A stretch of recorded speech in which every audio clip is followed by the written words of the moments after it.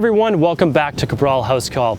I'm here to answer your wellness, weight loss, and anti-aging questions today. I'm Steve Cabral, board certified naturopathic doctor, and what I'm going to do is take 3 questions based on our Motivation Monday topic and go through those one by one and make sure that we try to answer a variety of questions each week. I think we answer at least 15 to 20 questions of yours on a weekly basis, so please do continue to submit those anywhere you'd like on social media as well as stevecabral.com/askcabral. So let's get started. The first question comes in today and it is, essentially, let me paraphrase this. What's the easiest way to get started if you have no idea what functional medicine is, if you've never heard of naturopathic medicine, and this whole idea of essentially getting to the underlying root causes of your issues? So what I would recommend is, even before you take that first step, is that do a little bit of research on your own, do a little bit of homework. You can certainly buy a book, read a book on what functional medicine is, what naturopathic medicine is, because there's many different types of medicine.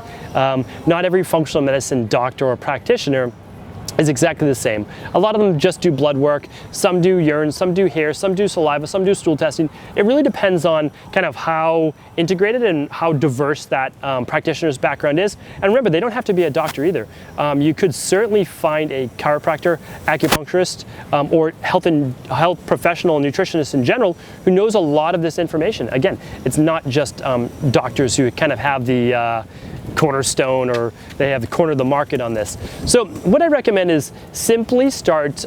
You can do some research online. Online's a scary place to do your research because everyone has an opinion, and usually you're only finding the first page of Google when you do a search, so you're not always getting the best information out there.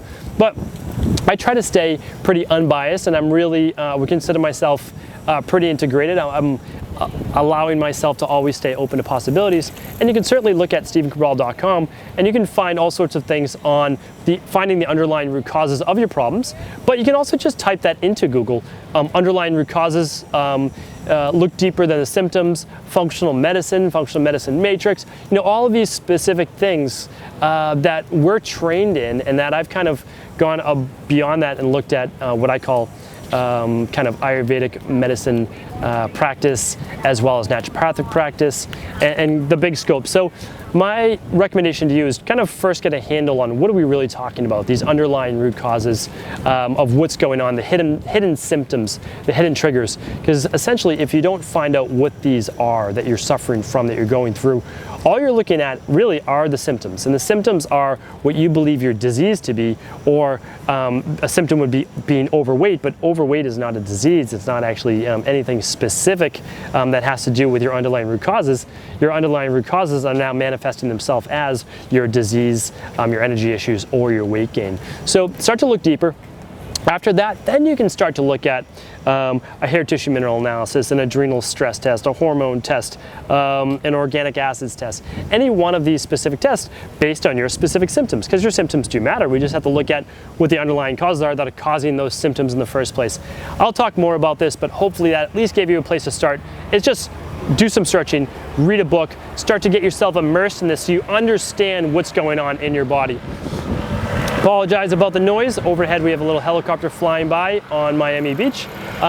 What we're going to move on to next is accountability. So one of the hardest parts of getting to your goals isn't the initial part where you have that motivation and you're excited, you're pumped up, you're ready to go, but it's what happens after those first 3 weeks, those first 6 weeks, maybe even those first 12 weeks if you've made it through that. Is how do you get to the 4 months, to the 6-month goal, to the 12-month goal, whatever that might be, that might take you. Because remember, if you have 50 pounds or 100 pounds to lose, that's not going to happen in your first 4 weeks or 6 weeks. It will happen, but it's just going to take a little longer. And same with deeper wellness-based issues as well. If you have an autoimmune-based disease, you can certainly start to feel better in your first month to 6 weeks, but you need to let some time pass before those tissues really repair themselves. So accountability is huge, and the only way that I've really seen work is that you need to either find an accountability coach, someone that you work with, whether it's a nutritionist, a personal trainer, a doctor, a health practitioner, and if you can't afford a coach who's basically being paid to keep you accountable, is then what I would recommend is going through this with a friend. So someone that's gonna not let you slide backwards, that's not gonna let you take the easy way out, that's gonna make you check in with them at least once to twice a week. And that might be submitting your nutrition, it might be telling them when you messed up, but really keeping you on track. And because this has to be really important to you. To achieve your goals, you have to make it a priority. So do find an accountability partner. It's really worth its weight in gold. Can't recommend it enough. Even if you can just hire a personal trainer, nutritionist, someone to check in with for even 30 minutes a week, perfect. You can Skype them. Again, if you can meet them in person, you can submit those nutrition sheets, even better. I think that's really going to help you in the long run. And again, you're not going to need this forever. You're going to need it for somewhere maybe around 8 weeks, 12 weeks, 6 months maximum, because then the lifestyle has set in and you'll keep your own promise to yourself, especially when you see those results starting to come.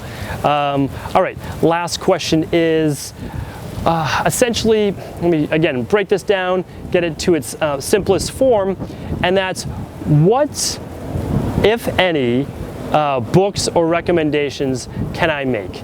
So it's such a broad topic that I hate to say, here's one book and it's great for everyone. So what I would say is this. My opinion is this, and of course I'm kind of known as the guy who reads a lot, the naturopathic doctor who's reading many books a week, who's read thousands of books over the course of himself trying to get well and help others. But what I would say is this, even though I have read a fair amount of books, what I would say is books are really personal to what you're looking for. They kind of find you, that's what I always say. Even to this day, as I continue my love for reading, is like, how do I come up with the next book or whatever it is? And a lot of times that's with where you're at in your life right now or what you're trying to discover for others. So what I would say is simply find a book that speaks to you. Spend some time on Amazon. If you have a bookstore still left around you, spend some time in that bookstore. All you have to do is find that one specific topic and then go deep. If it's Hashimoto's, if it's rheumatoid arthritis, if it's trying to lose weight, if it's energy, adrenal fatigue, whatever it might be, just go deep on that topic. Pick out one book, find a book that's well recommended.